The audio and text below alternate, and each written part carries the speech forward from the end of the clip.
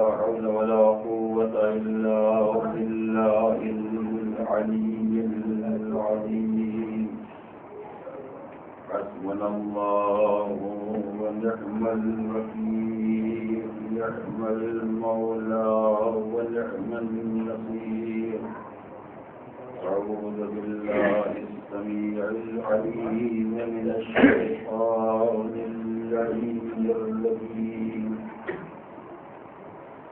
بسم الله الرحمن الرحيم الحمد لله الذي لم يتخذ ولدا ولم يكن له شريك في الملك ولم يكن له ولي من الذل وكبره تكبيرا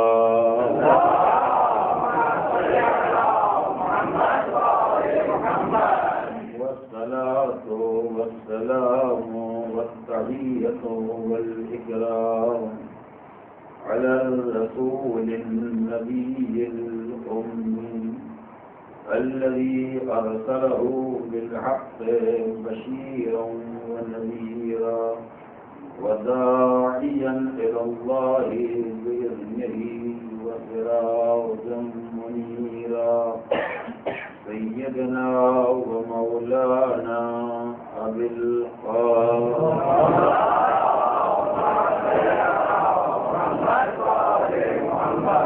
وعلى أهل بيته الطيبين الطاهرين الغر الميامين المعصومين الذين أذهب الله عنهم الرجس وطهرهم تطهيرا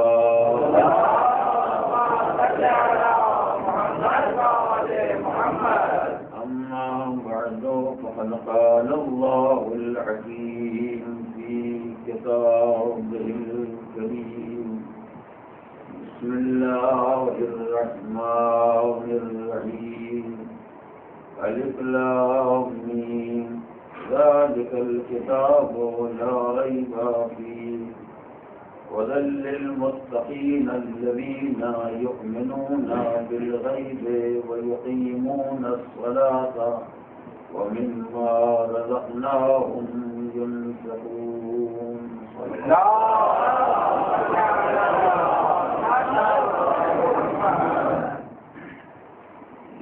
الاسلامی یہ وہ کتاب ہے جس میں کسی شک اور شبہ کی گنجائش نہیں. یہ کتاب ہدایت ہے ان صاحبان تقویٰ کے لیے جو غیب پر ایمان رکھتے ہیں, نماز قائم کرتے ہیں اور ہمارے دیے ہوئے رزق میں سے ہماری راہ میں انفاق کرتے ہیں. آیت کریمہ کے ذیل میں یہ سلسلہ کلام ابتدائے ماہ مبارک سے امام عاصر عجل اللہ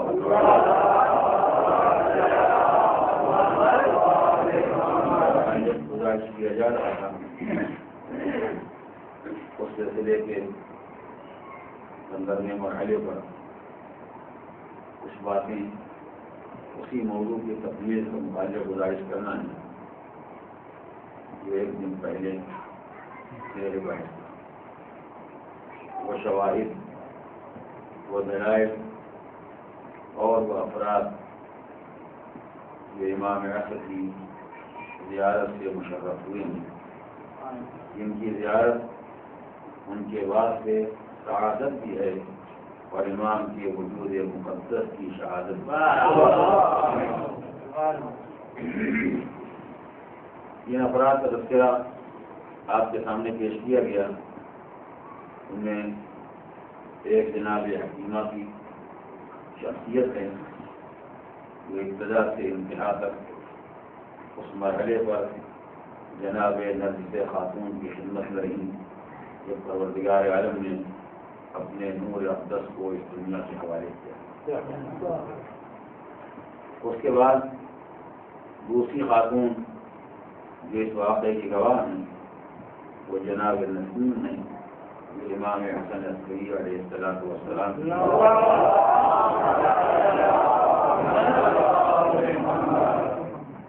خادمہ ہیں وہ فرماتی ہیں اس شب میں زمانے کے امام کی ولادت ہوئی اور دوسرے دن میں خدمت میں حاضر ہوئی اس فرزند ارجمن کی زیارت کے لیے کہ پروردگار نے امام حسن عسکری کو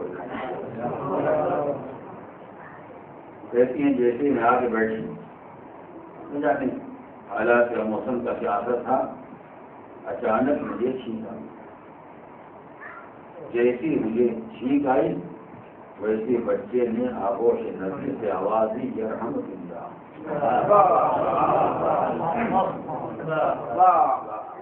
اسلامی قواعد میں، اسلامی قوانین میں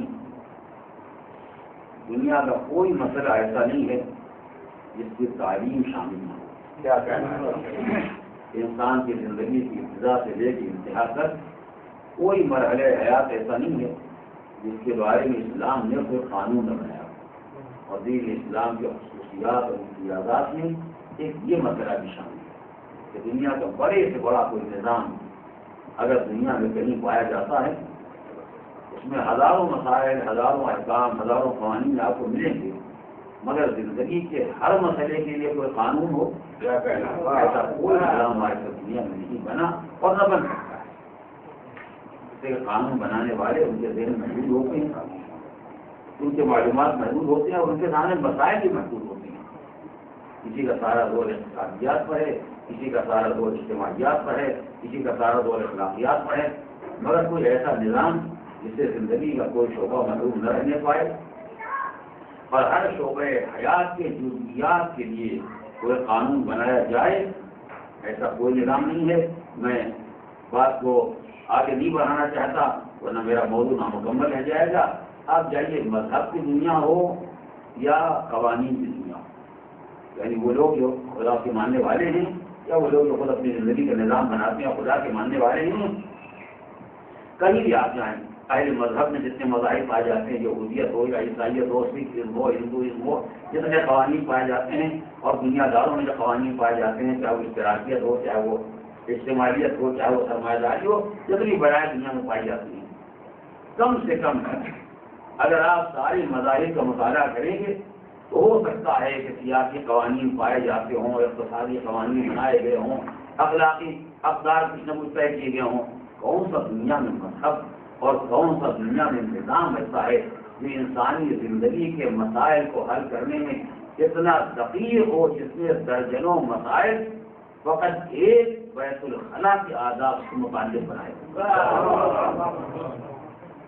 ایک گھونٹ پانی آدمی پینا چاہتا ہے یا ایک لقمہ کھانا کھانا چاہتا ہے، 39 ارکان تو رسالہ مریم میں لکھو اور اس کے علاوہ نہیں لکھے گئے وہ الگ سے ایک انسان پیشاب کرنے کے لیے بیٹھنا چاہتا ہے کہ دنیا قواعد اس کے واسطے ہیں۔ ان تمام زندگی کے جزئیات پر ایک قانون کی نگاہ ہے، کون سا مذہب ان باتوں کو جانتا ہے، کون سا دستور دنیا میں ایسا پایا جاتا ہے جس سے زندگی کے سارے مسائل کو اتنا گھیر لیا ہو۔ لوگ تو خالی مقابلہ کرتے ہیں، اسلام کا نظام اقتصاد یہ ہے، کمیونزم کا نظام اقتصاد یہ ہے، اونچی اونچی باتیں کرنے کی ضرورت نہیں ہے۔ کوئی ایک ایسا نظام ڈھونڈ کے لائے جس سے زندگی کے ہر مسئلے کا کوئی حل پیش کیا ہو، چاہے صحیح ہو چاہے غلط ہو، یقین آئے کہ اس کی نگاہ میں زندگی کے مسائل ہیں۔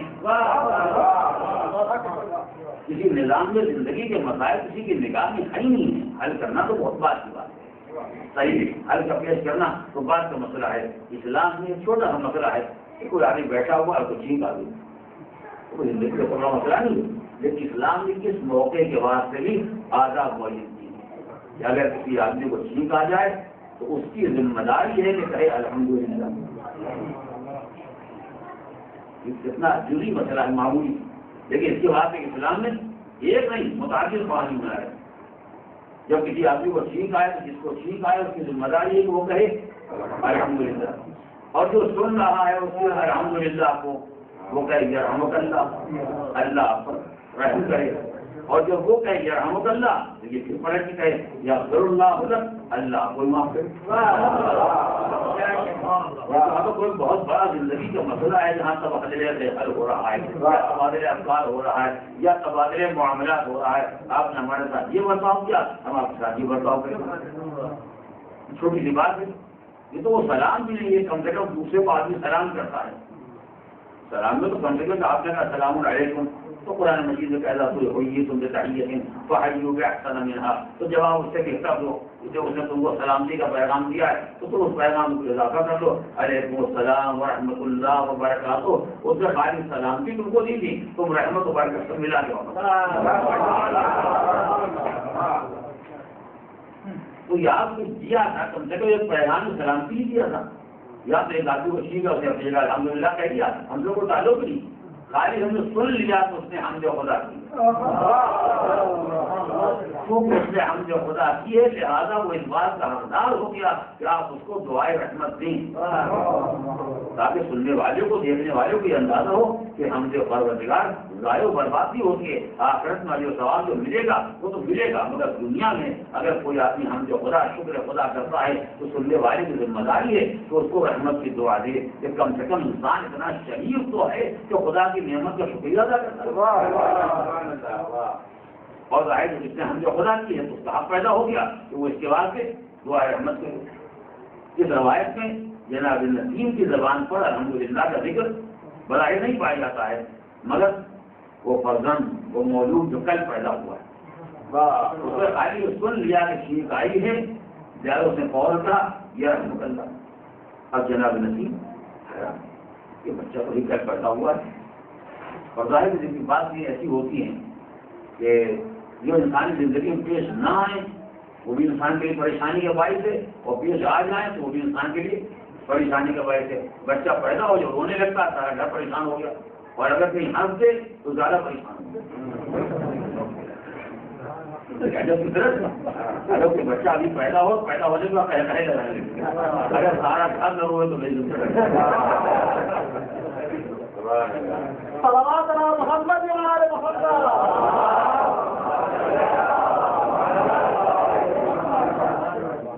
یہ زندگی کے ایسے پیچیدہ مسائل ہیں جن کا کوئی حل آج تک نہیں پیدا ہو سکا، وہ روئے تو لوگ پریشان ہیں اور ہنسے تو لوگ زیادہ پریشان ہوں گے۔ یہی حال ہے، بچہ پیدا ہونے کے بعد اگر مثلاً سال 2 سال گزرے تو نہیں بولتا ہے تب بھی لوگ پریشان ہیں، اور اگر پیدا ہوتے ہی بولنے لگے تو بھی لوگ پریشان۔ اس سے ایک اچھی بات ہے، نعمت خدا ہے کہ اللہ نے پیدا کرتے ہی بندے کو قوت بیان دے دی، جو پریشانی کی بات کیا ہوگی، یہ پریشانی بات ہے، لیکن بچہ بولا تو جناب نسیم نے حیران ہو کے بچے کی طرف دیکھا کہ ابھی تو میں نے کچھ کہا بھی نہیں، اور بچے نے کہا یرحمک اللہ، اللہ آپ پر رحمت نازل کرے۔ جیسے حیرت سے نگاہ کی تو بچے نے پھر آواز سے مادر سے آواز دی، اگر آپ کہیے تو میں آپ کو ایک بشارت بھی دوں۔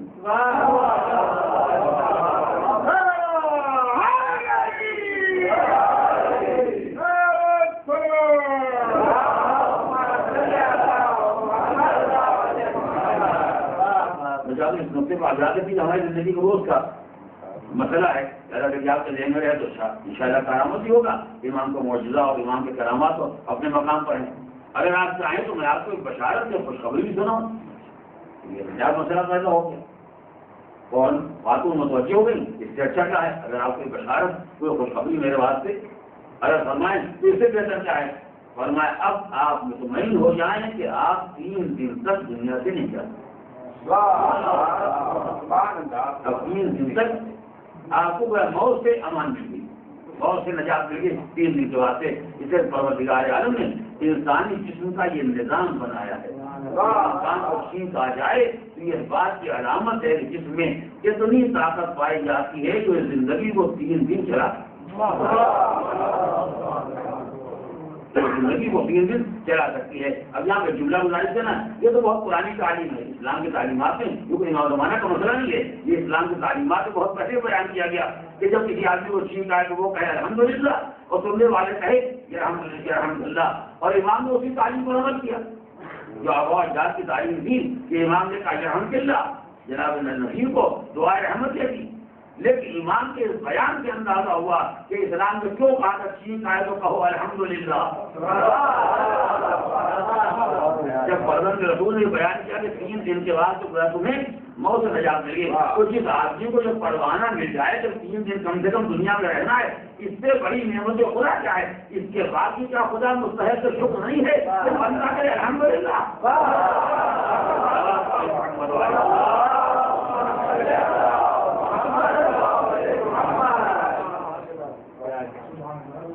یہ تو ایک واقعہ ہے جس سے تعلیم اسلام کا بھی اندازہ ہوتا ہے اور امام کی کرامت کا بھی اندازہ ہوتا ہے. مگر درمیان میں ایسا نہ ہو کہ غلط فہمی ہو جائے.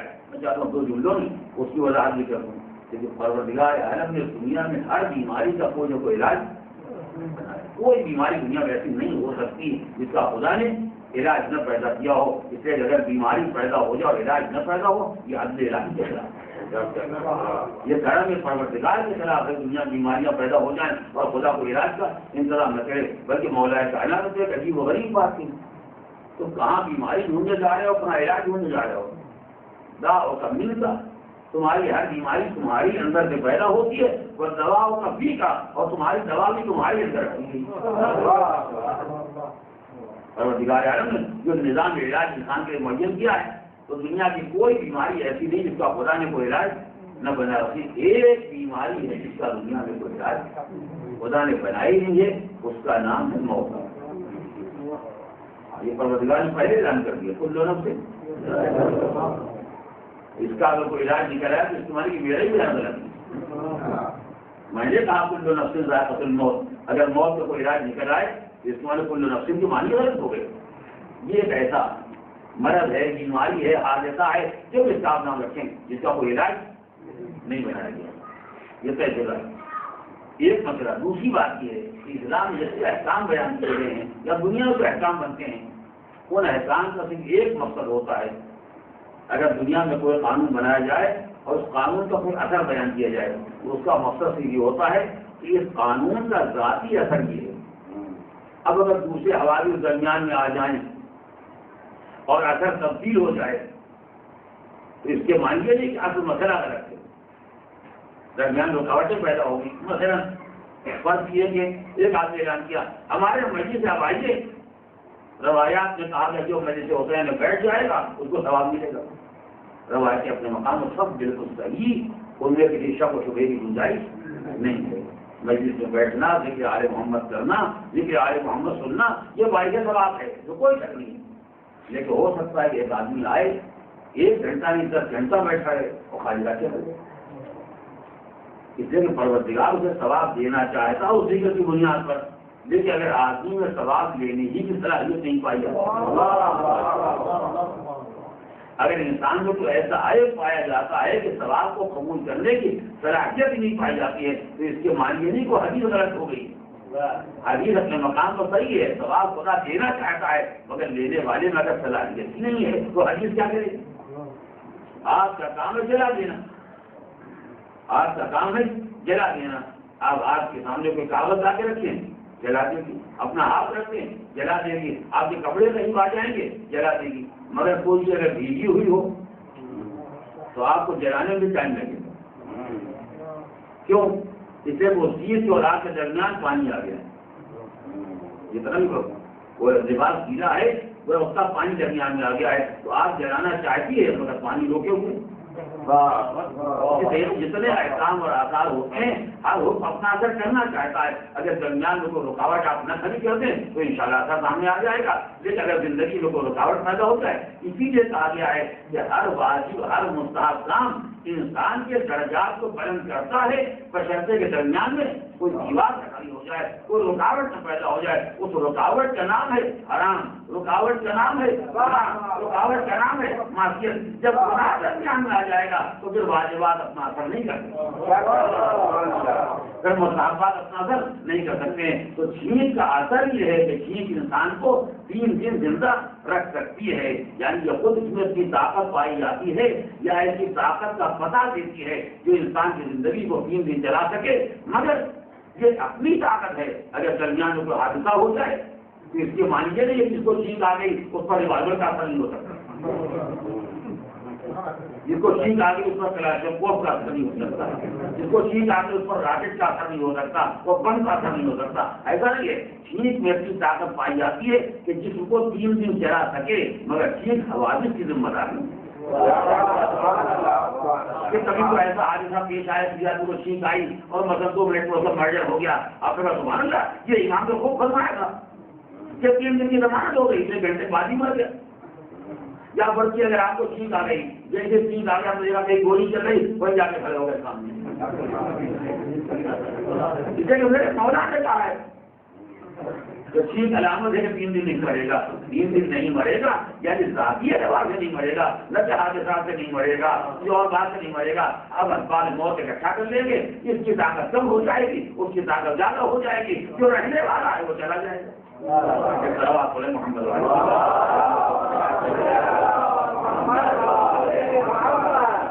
بس یہ مسئلہ تھا، درمیان میں آ گیا وہ میں نے آپ کے سامنے عرض کیا. یہی بہرحال ایک شہادت ہے، ایک گواہی ہے امام کی زندگی اور خالی زندگی کی شہادت نہیں بلکہ امام کی طاقت اور امام کے کمال، امام کی کرامت کی ایک شہادت ہے. جس سے دونوں باتیں اندازہ ہوتی ہیں. یہ بھی ہو سکتا ہے کہ امام پیدا ہونے کا قرآن پڑھنے لگے، کرامت کا اندازہ بھی ہو جاتا ہے. پیدا ہونے کو کوئی ایسا کام کرتے زمین آسمان میں کوئی آدمی نہیں کر سکتا ہے، تو انسان کے اعجاز اور اس کی کرامت کا جب بھی اندازہ ہو جاتا.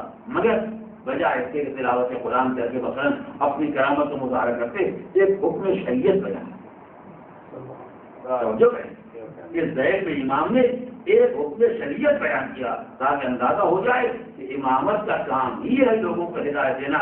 جعلنا منہم ائمۃ یہدون بامرنا، امام کا کام حکم خدا کے ہدایت کرنا. امام جب زبان کھولے گا تو اس کے زبان کھولنے کے ساتھ کوئی نہ کوئی ہدایت ضرور ہوگی، ورنہ پھر امام نہیں ہوگا. صاحب کرامت تو ہو سکتا ہے لیکن صاحب کرامت ہونا اور ہے، صاحب امامت ہونا اور ہے. یہی وجہ ہے کہ جب مولا کائنات نے آب و جو پیغمبر نے آگے تلاوت کی تو ممکن تھا سورہ ہم پڑھ دیتے، ممکن تھا سورہ البقرہ پڑھ دیتے، مگر یہ کرامت ہوتی امامت تو ہوتی. ان آیات کا انتخاب کیا جن سے ہدایت ہی ہدایت پائی جاتی. قد افلح المؤمنون الذين هم في صلاتهم خاشعون والذين هم عن اللغو معرضون والذين هم للزكاة فاعلون. بلا ان کے واسطے جو نماز توجہ کے ساتھ پڑھتے ہیں، جو ضروریات سے اعراض کرتے ہیں، جو زکات ادا کرتے ہیں، جو گواہیوں سے بیان کرتے ہیں، جو برائیوں سے پرہیز کرتے ہیں. یہ سب کا یہ احکام بیان ہو رہے ہیں تاکہ معلوم امام ہے جو کرامت بھی رکھتا ہے، ہدایت بھی رکھتا ہے.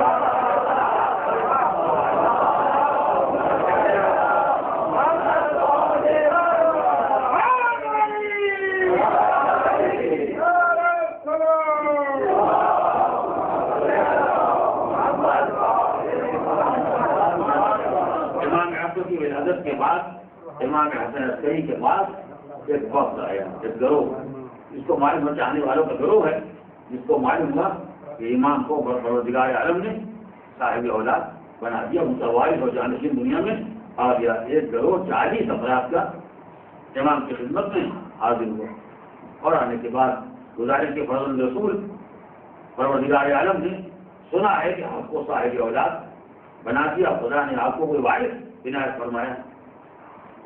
امام نے کہا بے شک. یہ کہہ کے اندر تشریف لے گئے اور تھوڑی دیر کے بعد گود میں ابھی بچہ کل پرسوں پیدا ہوا ہے، گود ایک بچے کو لیے ہوئے آئے. اس مجمع کے سامنے جو 40 افراد کا مجمع ہے، امام نے اپنے فرزند کو پیش کیا، فرمایا ھذا امامکم، یہ تمہارا امام ہے، من بعد، میرے بعد یہ تمہارا امام ہے. ابھی 2 دن کا فرزند، 2 دن کا بچہ اور اللہ نے ان کے سامنے پیش کر دیا، یہ تمہارا امام ہے. اور ظاہر ہے کہ پیش کر دینا اس بات کی علامت ہے کہ سننے والوں میں سمجھنے کی صلاحیت تھی، کسی نے ان کے سامنے پیش کیا. ورنہ اگر دشمن آئے ہوتے تو 4 پیغام سنا دیتے، مگر امانت الہی کو دشمن کے سامنے پیش نہیں کر سکتے ہیں. ایمان دیکھا بھی چاہنے والے ہیں، قابل اعتبار ہے، صاحبان ایمان ہے، تو فرمایا ھذا امامکم من بعدی، یہ میرے بعد تمہارا امام. باقی ہوں جو اس کی اطاعت کرنا، اس کے احکام پر عمل کرنا. اب ممکن تھا کسی کے ذہن میں خیال پیدا ہوتا، بھلا بتائیے ابھی یہ پیدا ہوئے ہیں اور وہ لے کے آئے فرماتے آگا امام کو یہ تمہارا امام ہے. ممکن ہے کوئی بات سمجھ میں آنے والی ہے, بڑا ہو, سمجھدار ہو, آدمی بولنے والا ہو, ہدایت کرنے والا ہو, تبلیغ کرنے والا ہو, اسے ایمان کہا جائے تو سمجھ میں آتا ہے. ابھی جو بچہ گود میں آیا ہے اسے کہا جائے کہ یہ امام ہے, یہ بات عقل میں آنے والی نہیں ہے. عزیزو, اگر یہ بات عقل میں آنے والی نہیں ہے تو یہ قرآن میں کچھ عقل میں آنے والا نہیں ہے. یہاں تو دوسرا کوئی کہہ رہا ہے کہ یہ امام ہے. بچہ گود میں ہے اور وہ دوسرا انسان امام عسکری ہے, یہ امام ہے, اور آپ کی عقل میں نہیں آتا ہے, اور بچہ کہوا رہے تھے اور خود کہہ رہا ہے کہ خدا نے مجھے نہیں بنایا ہے. آتانی الکتاب وجعلنی نبیا, اللہ نے مجھ کو کتاب دی ہے, مجھ کو نبی بنایا ہے. وہ سب کی عقل میں آتا ہے. بچہ کہوارے جو خود اعلان کر رہا ہے کہ خدا نے مجھ کو نبی بنایا ہے, اور سب کی سمجھ میں آ گیا. اور یہ امام عسکری اگر اعلان کرے تمہارا امام ہے تو میرے بعد کار امامت انجام دے گا, تو کیوں انسان کی عقل میں نہیں آتا. جو پروردگار جناب عیسیٰ کو یہ شرف دے سکتا ہے کہ کہوارے سے خود اپنی نبوت کا اعلان کریں, وہ پروردگار زمانے کے امام کو بھی یہ شرف دے سکتا ہے کہ آگوش کھڑے نہ ہوں مگر امام زمانہ, مگر ان کی امامت کا اعلان کیا جائے. کہ میں پرانی بات دہرانا نہیں چاہتا, تو یہ اشارہ کرنا چاہتا ہوں. ممکن ہے کوئی آدمی یہی کہہ سکتا ہے کہ آپ ان کو ان سے نہ ملائیے, اتنا ہی آدمی کہہ سکتا ہے کہ ان کو ان سے نہ ملائیے, وہ نبی خدا تھے, وہ سب کچھ کر سکتے ہیں, یہ کوئی نبی خدا نہیں ہے. تو ہم پھر بیٹھ کے وہی بات کہیں گے کہ ان کو ان سے نہ ملائیے. آسمان پر جانے کے بعد بھی معمول ہی ہے, اس سے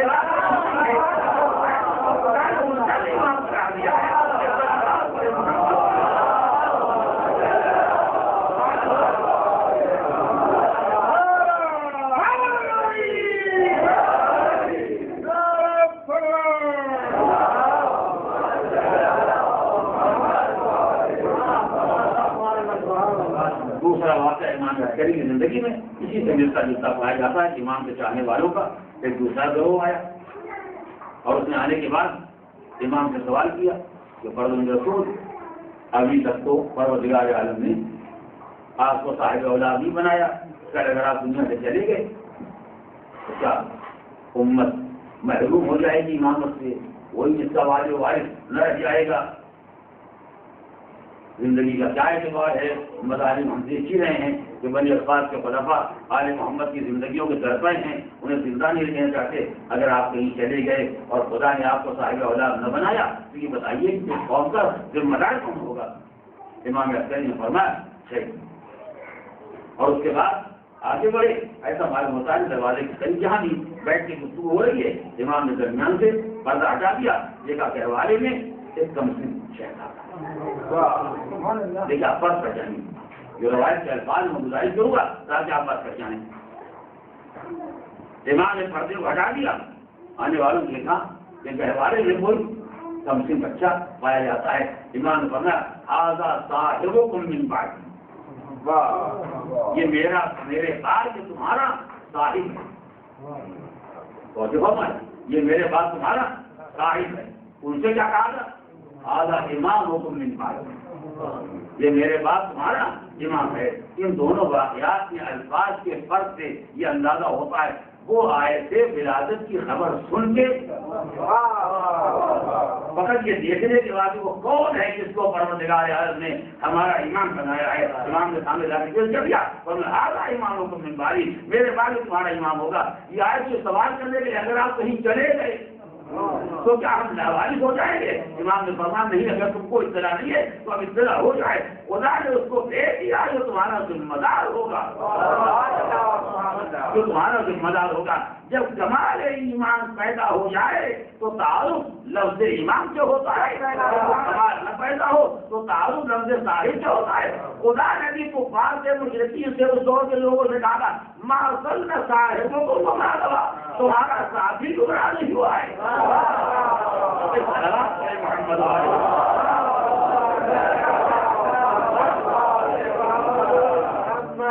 شاید آنے والے اس درجہ ایمان کو فائد نہ رہے, ممکن نہ یا تو قول افراد کے ممکن ہے وہ درجہ ایمان ان کو حاصل نہ ہو, یا تو ان کے واسطے تعبیر الگ ہے تاکہ معلوم ہو جائے یہ تمہارا ساتھی ہے, تمہارے ساتھ رہنے والا, تمہارا ذمہ دار, جس کو ہمارے زبان میں والی و وارث کہتے ہیں.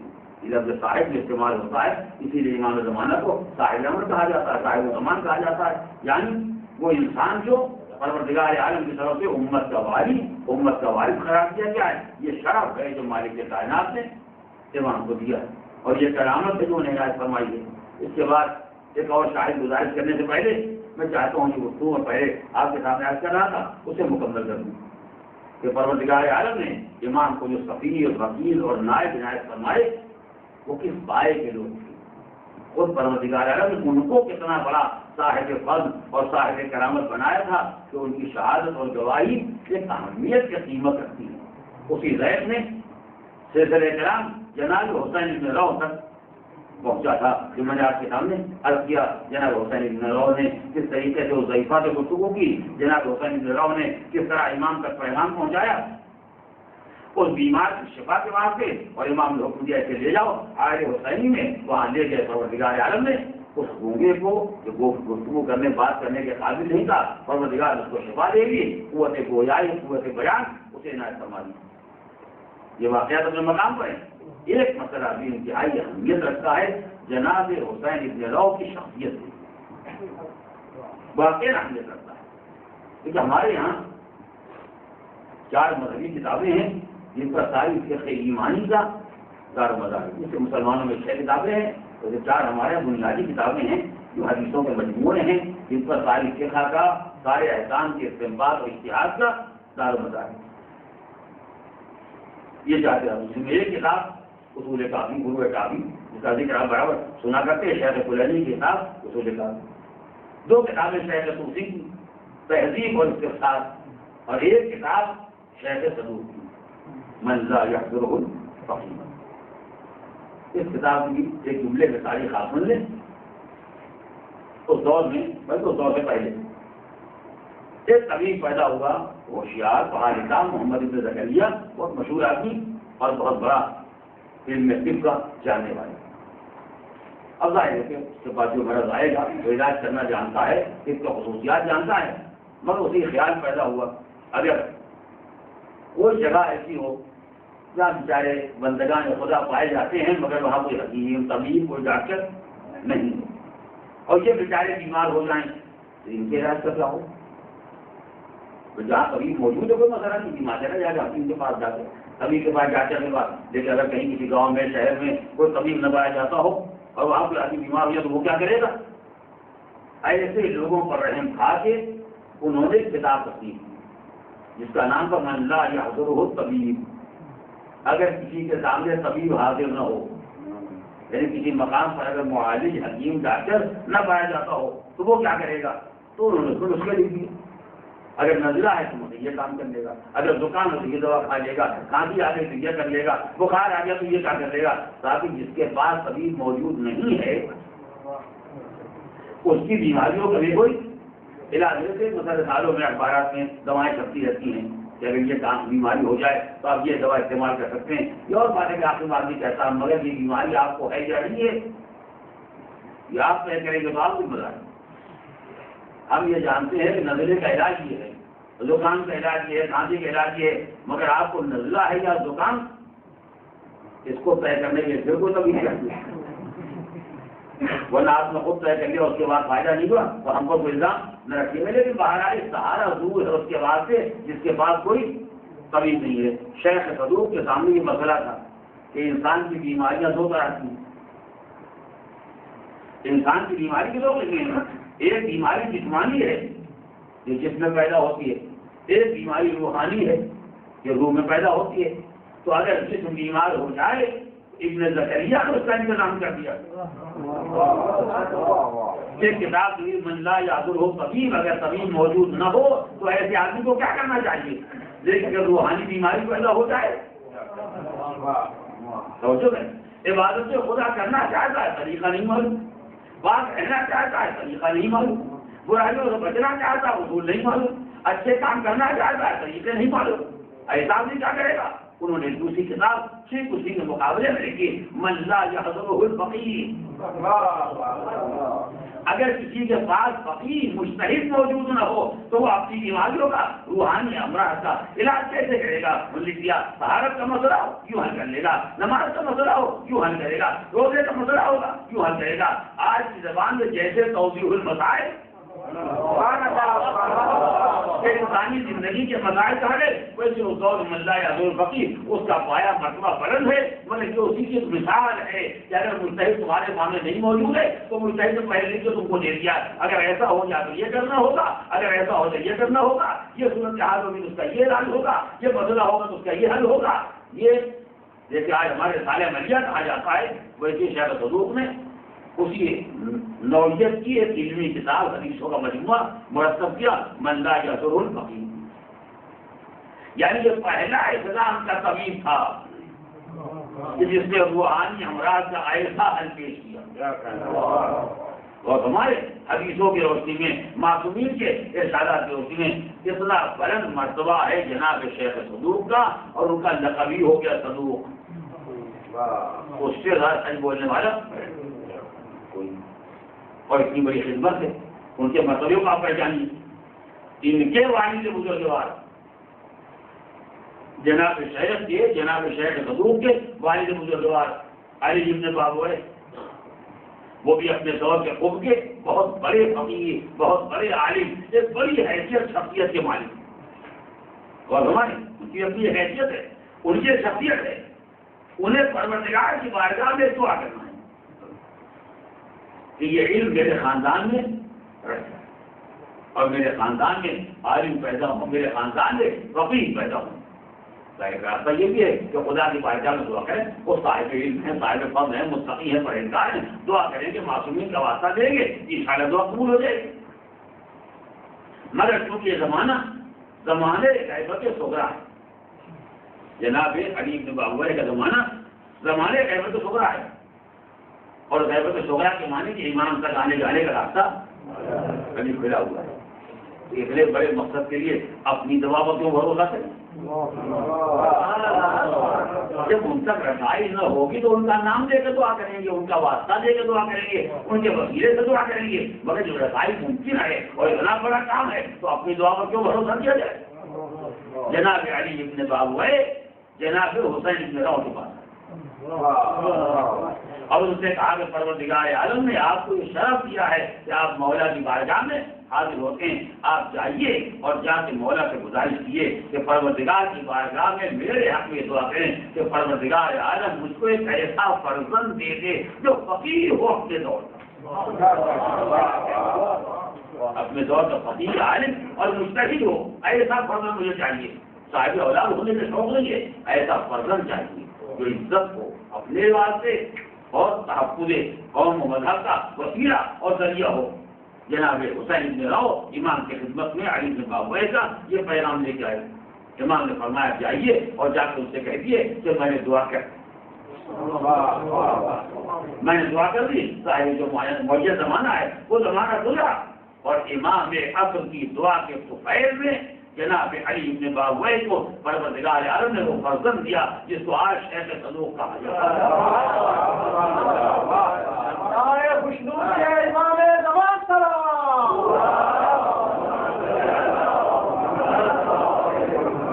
جسے جناب صدوق کی جلالتوں میں یہ جلالت، ان کی عظمتوں میں یہ عظمت شامل ہے کہ جناب صدوق کی تعریف کی جاتی ہے کہ دعائے امام عصر کا اثر ہے، یہ دعائے امام زمانہ کا اثر ہے کہ امام زمانہ کی دعا کے طفیل میں پروردگار عالم نے ان کے والد کو یہ فرزند دیا جس کو صدوق کہا جاتا ہے، اور اس کے بعد خاندان میں کتنے افراد خدا نے عنایت فرمائے جو صاحبان حیثیت، صاحبان علم، صاحبان فضل و کمال۔ یہاں سے ظاہر امام کی کرامات کا تو اندازہ ہوتا ہی ہے، شیخ صدوق کی عظمت کا اندازہ ہوتا ہے، اور حسین ابن روح کی اس جلالت کا اندازہ ہوتا ہے کہ جس بارگاہ تک علی ابن بابوئے کی رسائی نہیں کی اس بارگاہ تک حسین ابن روح کی رسائی کی۔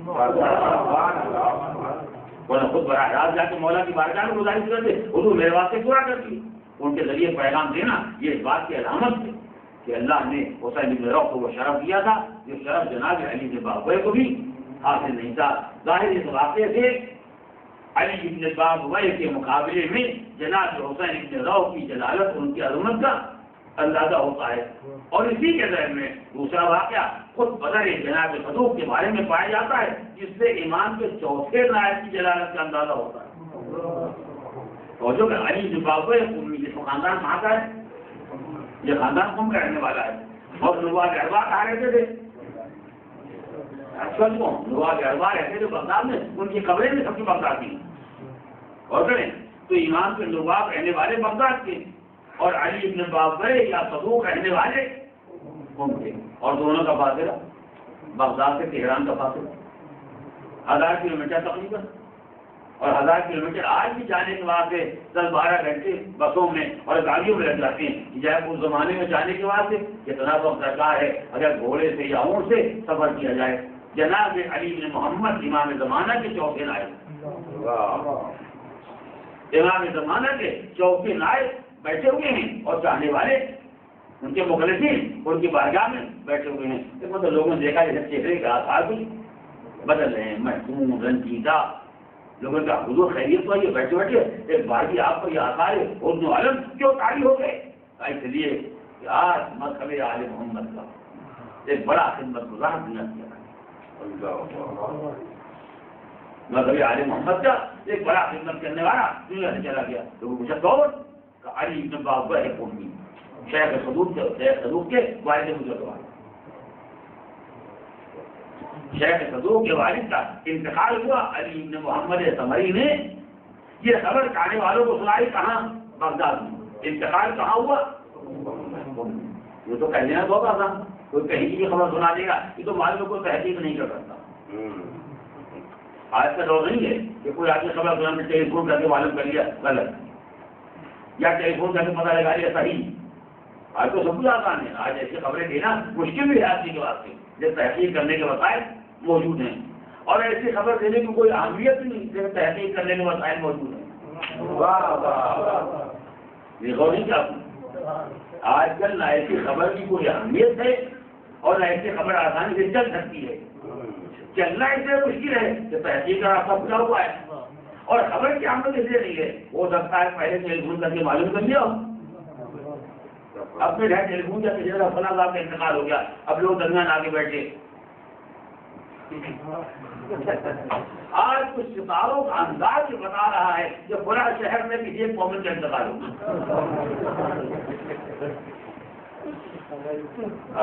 جیسے تقریر میں جنتریوں میں جو منظمین کی پیشین گوئی رسمی ہے، ہاں تو اس میں مسائل پیشین گوئی ہے اور لکھا انہوں نے پیشین گوئی میں مہینے میں ربیع الاول کے مہینے میں لکھا اس مہینے میں خوشی کا آثار زیادہ ہوں گے، اور محرم میں لکھا اس مہینے میں غم کے آثار زیادہ ہوں گے.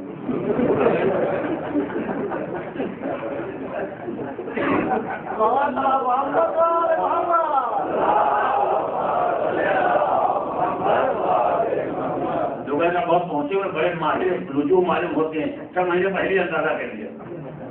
اندازہ کیا کرنا ہے؟ محرم آئے گا غم کے آثار ہوں گے، ربیع الاول اچھا خوشی کے آثار ہوں گے، اس میں رجوع کا کیا کام؟ مگر یہ فل ہوتا ہے ہر مہینے میں جو پیشین گوئیاں لکھی جنتری میں بھیج دیا اس مہینے میں کسی بڑے آدمی کا انتقال ہوگا، جو مر جائے گا وہ بڑا ہو جائے گا. کون کہے کیا کی مراد کیا ہے؟ ایک بڑے آدمی کا انتقال ہوگا. اتنی بڑی دنیا ہے، چھوٹے بڑے آدمی مرتے رہتے ہیں. اگر کوئی کہتے نا آپ کی خبر غلط شامل ہو گیا کچی روس میں بلا آدمی مر گیا تو اس زمانے میں ایسی خبروں کی بھی کوئی اہمیت نہیں ہے. تحقیق بھی آسان ہو گئی، لیکن اس زمانے میں ایسی خبر دینا تو مجھے اعتماد نہیں تھا کہ وہ ٹیلی فون کے ذریعے مثلا معلوم ہو گیا ہوگا یا کسی ریڈیو نے اعلان کر دیا ہوگا. جناب علی بن محمد بیٹھ نے کہا کہ ان میں علی بن بابویہ کا انتقال ہو گیا اور اس کے خصوصیات بیان کی. لوگوں نے خبر کو نوٹ کر لیا. 17-18 دن کے بعد جو آنے والا مسافر جب وہاں سے آیا تو کہا بھائی کون کی کوئی خاص خبر؟ کہاں ایک بہت بڑی شخصیت کا انتقال ہوگا. کون شخصیت؟ کہ علی بن بابویہ قومی. کب انتقال ہوا؟ کہ فلاں تاریخ میں. دن کیا تھا؟ فلاں دن. کیا وقت تھا؟ کہ فلاں وقت. اور یہ بڑی بہت سارے لوگ ان کی بارگاہ میں بیٹھے ہوئے تھے اور انہوں نے خبر سنائی تھی کہ ایک خادم مذہب آل محمد کا انتقال ہو گیا. اب آپ اندازہ کریں یہ علی بن محمد کو امام تو نہیں ہے, یہ کوئی امام نہیں ہے, یہ امام کے سفیر ہیں, امام کے وکیل ہیں. مگر اس واقعے سے اتنا اندازہ ہوا کہ امام اس کو اپنا سفیر یا وکیل یا نائب بنایا کرتا تھا, وہ کتنے بڑے علم کا مالک ہوتا ہے. اور کیا یعنی میں یہاں پر ایک لفظ کہنا چاہتا ہوں کہ اگرچہ ان حضرات کے لیے مناسب نہیں ہے مگر بات کو سمجھانے کے لیے کوئی لفظ نہیں ہے. یعنی جو خطوط لے کے جاتے ہیں, لے کے آتے ہیں, اس بات کو پڑھنے کے بعد کوئی آدمی نہ سمجھے کہ لوگوں کے ارباب کی حیثیت جیسے کسی پوسٹ مین کی ہے, خط لے گئے اور خط لے آئے. نہیں, خط لے گئے لے آئے کہ ارے ان کا کام ہے, مگر ذاتی طور پر ان کا علمی مرتبہ, ان کا تقویٰ, ان کی عظمت, ان کی جلالت ان واقعات سے معلوم ہوتی ہے, جس سے اندازہ ہوتا ہے کہ پروردگار عالم نے خالی ان کو نامہ بر نہیں بنایا تھا, خدا نے ان کو اتنا علم دیا تھا جو آج بڑے بڑے علماء اور مجتہدین کو حاصل نہیں ہے. نامہ بر ہو جانا ان کی شخصیت کو بیان نہیں کرتا ہے, ان کا ذاتی کمال اپنی جگہ پر ہے, ان کمالات کے ساتھ انہیں یہ شرف حاصل تھا. آج انسان کتنا ہی بڑا صاحب علم کیوں نہ ہو جائے مگر امام کی بارگاہ میں جانا اور آنا, پیغام لے جانا لے آنا, یہ شرف آج والوں کو حاصل نہیں ہے, یہ شرف ان چار کو دیا گیا تھا. اسی لیے ان کو نائب خاص کہا جاتا تھا. پھر صلوات پڑھیں گے.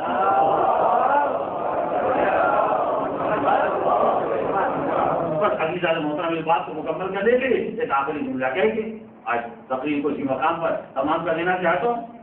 آخری موقع جہاں امام کی زندگی میں امام کے وجود کے شواہد اکٹھا ہو گئے, اپنے بھی اور پرائے. وہ موقع تھا جو امام حسن عسکری کا انتقال. ابھی بار بار اور کیا ہے کہ امام حسن عسکری اپنے فرزند کو صرف ان لوگوں کے سامنے لایا کرتے تھے یہ لوگ قابل اعتبار ہو, تاکہ امام کی زندگی خطرے میں نہ پڑنے پائے. اس کے علاوہ ولادت کے بعد ہی سے وہ ایک طرح کی غیبت کا سلسلہ چل رہا تھا کہ منظر عام پر وہ نہ آنے پائے اور انہیں منظر عام پر نہ لایا جائے. یہاں تک کہ جب امام حسن عسکری کا انتقال ہوا تو ان کے بھائی جعفر, مشہور شخصیت, امام علی نقی کے بیٹوں میں ایک جعفر, پھر جناب سید محمد جن کا روضہ بلد میں ہے بغداد اور خامرے کے درمیان, وہ بھی صاحب کرامات شخصیت ہیں. امام حسن عسکری ایک فرزند ہے بھارت, امام علی نقی کی اولاد میں جعفر. جب دیکھا کہ بھائی کا انتقال ہو گیا اور ظاہر دوسرا کوئی آدمی لوگوں نے دیکھا کہ منظر یہاں پر اس چند افراد کو معلوم ہے کہ ان کا کوئی وارث دنیا میں ہے, ورنہ عام طور سے لوگوں کو اطلاع نہیں ہے. لہٰذا جعفر نے دیکھا کہ یہ بہترین موقع ہے امام کی وراثت سنبھالنے میں. امام علی نقی کی جگہ پر, امام حسن عسکری کی جگہ پر وراثت سنبھال لینے کا بہترین موقع ہے. اگر بیٹھ کے پوسا لینے کے بعد میرے بھائی کا انتقال ہوا, اب لوگ آ رہے ہیں پوسا دینے کے لیے. اب جو آ رہے ہیں جعفر کو کیا کتنا بھی معلوم ہو, لیکن آنے والے کو تو نہیں معلوم ہے. جانتے ہیں ایک دنیا سے انسان چلا گیا, اللہ نے اس کو صاحب اولاد نہیں بنایا, تو ظاہر ہے صاحب اولاد نہیں, بیٹا وارث نہیں ہے, تو چلیے الحمدللہ بھائی تو موجود ہے, لوگ پوسا دینے کے لیے آ رہے ہیں. مگر امام عسکری کے انتقال سے پہلے جب لوگوں نے یہ سوال کیا کہ مولا یہ بتائیے کہ آپ کے بعد امامت کی شرح کیا ہوگی, ورنہ کوئی پریشانی کی بات نہیں, یہ علامتیں ہیں جس آدمی میں پائی جاتی ہوں, سب جو میرے بعد کوئی امام ہو. جن کو امام کو دکھلا نہیں سکتے ان کو علامتیں بتا دیں تاکہ ایسا نہ ہو کہ کوئی بھی دعوے دار ہو جائے. یہی معلوم ہو کہ اللہ نے امام عسکری کو فضل دیا تھا اور کوئی نہ کوئی ہوگا اور کوئی سامنے آ گیا, یہی ہے. چل علامتیں بتا دیں, اور ایسی دقیق علامتیں جن کو ہر آدمی سمجھ نہیں سکتا. میرے انتقال کے بعد جب کوئی وقت آئے گا, خون سے آنے والے لوگ آئیں گے اور وہ کوئی مال امام یا حق امام لے کے آئیں گے اور وہ آگے پوچھیں گے وارث کون ہے, تو کوئی بھی وارث بنے جب تک وہ یہ نہ بتا دے کہ کیا لے کے آئے ہیں اور جو سامان لے کے آئے ہیں اس میں کتنا مال پایا جاتا ہے, اس وقت وہ میرا وارث نہیں ہو سکتا. محمد کی ایک علامت ہے کہ پروردگار عالم اس کو غیر تعین دیتا ہے. اب جعفر نے اب جب وارث آئے کیا, لوگ ان کے سامنے پوسا دینے کے لیے آنے لگے. یہاں تک کہ وہ سفن کے بعد جنازہ تیار ہوا, اب جنازہ لا کے رکھا گیا. یہ وقت تھا اہتمام و حجت کا, یہ وقت تھا اہتمام و حجت کا. اب زمانے کے امام کی ذمہ داری ہے کہ چونکہ پہلا امام جا چکا ہے, لہذا دنیا پر یہ واضح کر دے کہ دوسرا امام آ چکا ہے. ایسا نہیں کہ زمانہ حجت پروردگار سے خالی ہو جائے. لہذا جنازہ تیار ہو گیا, لوگ آئے نماز جنازہ پڑھنے کے واسطے. اب تو ظاہر تمام لوگ موجود ہیں, اپنے بھی ہیں, غیر بھی ہیں, طرح طرح کے لوگ موجود ہیں. جعفر آگے کھڑے ہو گئے جنازے پر نماز پڑھانے کے بعد. جیسے ہی جعفر نے چاہا کہ ہاتھ اٹھا کے نماز جنازہ کی تکبیر دیں, ویسے دیکھنے والوں نے دیکھا کہ کمسن 5.5 برس کی عمر ہے, ایک کمسن فرزند آگے بڑھا اور آنے کے بعد اس سے دامن پکڑ کے کہنا صاف کر جام چچا ہٹیے.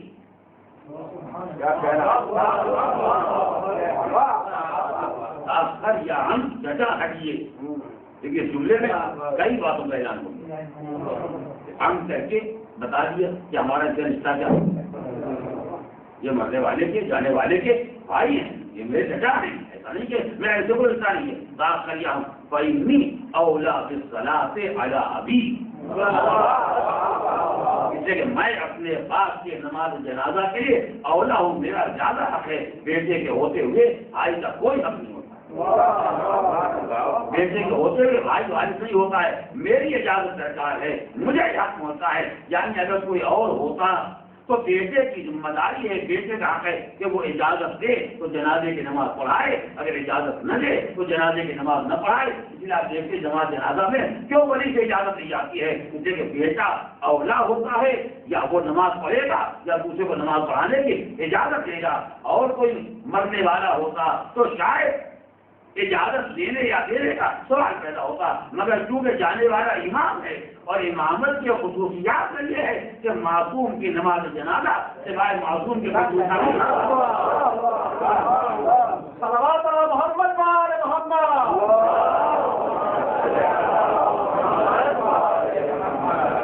لہٰذا یہاں اس کا بھی کوئی امکان نہیں ہے کہ آپ کو اجازت دے دی جائے اور آپ نماز پڑھا دیں. لیکن مسئلہ معصوم کا ہے, مسئلہ ایمان کا ہے. لہذا نماز جنازہ پڑھانے کا میرے علاوہ کسی کو حق نہیں ہے. جیسے یہ فکرہ سنا ویسے جعفر پیچھے ہٹ گئے, امام آگے بڑھے اور اپنے قدر بزرگوار کے جنازے کی نماز پڑھائے. اب ظاہر امامت کے بارے میں یہ نہ سوچیے گا کہ پڑھانے والا 5 برس کا نابالغ اور پڑھنے والے افراد جو بھی ہیں ظاہر بڑے لوگ ہیں. ظاہر آج کے قوانین کے اعتبار سے ہمارے آپ کے واسطے اگر کوئی نابالغ نماز پڑھانے والا ہو اور بالغ اس کے پیچھے نماز پڑھنا چاہے تو نہیں پڑھ سکتی. نابالغ کی امامت کرے یہ ہو سکتا ہے, لیکن نابالغ کی امامت کرے کسی نماز میں یہ نہیں ہو سکتا ہے. لیکن امام نے سب کو پیچھے ہٹایا, لوگ ان کے پیچھے کھڑے ہوئے تاکہ دنیا پر واضح ہو جائے کہ میں دنیا کا عام انسان نہیں ہوں. عام انسانوں کی زندگی میں بالغ اور نابالغ کا تفریقہ ہوتا ہے, لیکن میں نماز پڑھا کے دنیا پر واضح دوں گا کہ بالغ بھی میں ہوں اور امام بھی میں ہوں. امام کی زندگی میں بالغ اور نابالغ کا تفریقہ نہیں ہوتا. ایک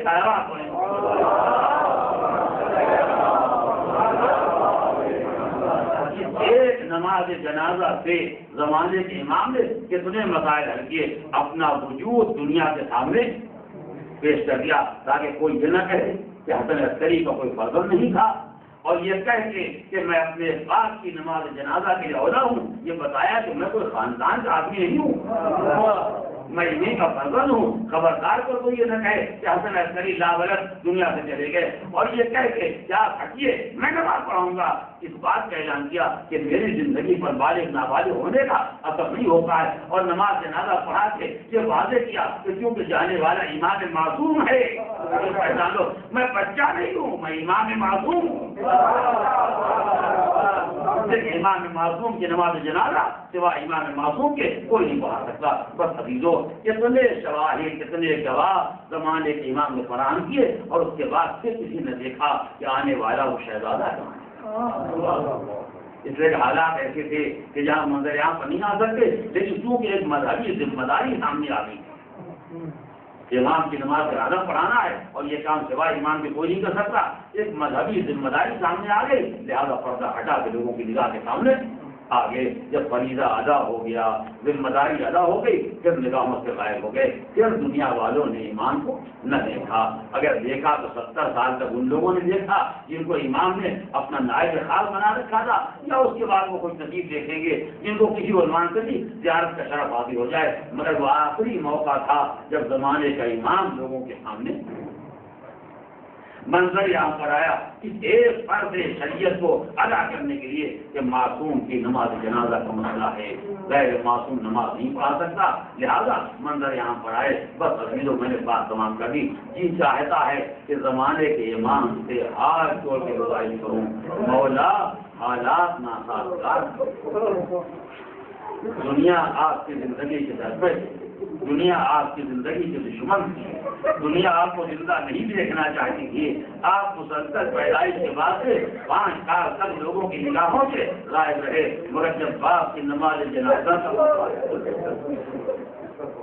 تو آپ کو اتنا موقع مل گیا کہ آپ پردے سے باہر آئے اور آپ نے اپنے بابا کی نماز جنازہ پڑھا۔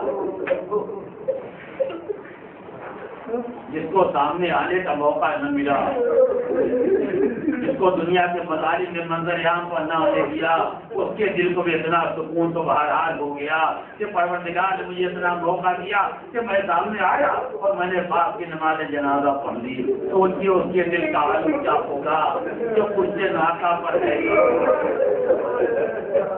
اور ریگدار کربلا پر باپ کی جنازے کو دیکھ رہا ہے، اس کے چہرے کا رنگ نہ بدلے تو کیسے نہ بدلے۔ اسی لیے جب منظر کو ثانیہ زہرا نے دیکھا تو بے قرار ہو کر دیکھا کہ تمہارے چہرے کا رنگ تو بدل رہا ہے، کہیں روح جسم میں جدائی نہ ہو جائے۔ ابو بھی اما آپ بتائیں جس کا جوان بیٹا اتنا موجود ہو اس کا لاجا جو جائے مجھے سنا موقع بھی نہ دیا جائے، اپنے لاجے کو دفن کر سکوں۔ ثانیہ زہرا نے تو بنی کی بیٹا گھبراؤ نہیں، ابھی تم آؤ گے، جنازے کی نماز پڑھو گے، آپ کے لاجے کو دفن کرو گے، کیا مظلومیت کا برتن لہرائے گا، کیا معصوم کرنے والے آئیں گے، یہ کہہ کے بیگم نے وکیل کو تصدیق دے دی، مگر کیسے کیسے اپنا بھی بنایا خدا مزید ہے کرو کرنے والی اے نانا آپ کے جنازے پر بڑی زور نماز پڑھی، کیا لوگ ہے جلدی ریتی ہوئے باتوں کو چکا ہوا اور اس کے بعد جب چکلا جا نانا جب آپ کے حسین کو دیکھ لو گے نا تو اپنی محنت کو دے دیا بچا بنا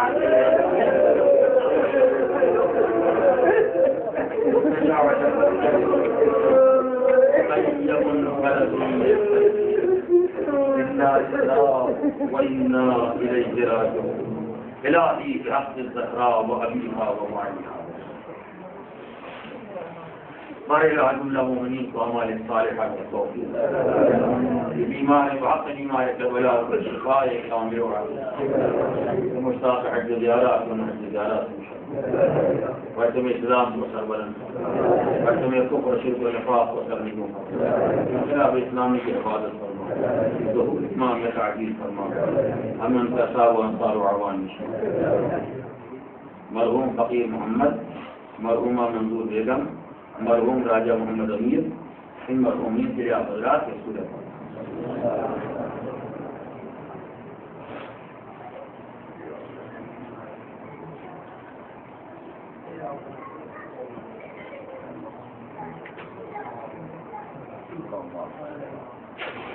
ابھی بڑی مسجد میں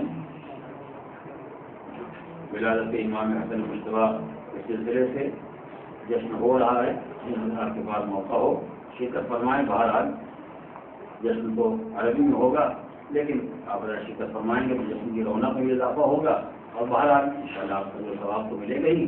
اور یہاں کل انشاءاللہ آپ کے روایات 9 بجے جشن فتح بند ہوگا، لیکن 17ویں کی شب ہے اور 17ویں تاریخ روز فتح ہے۔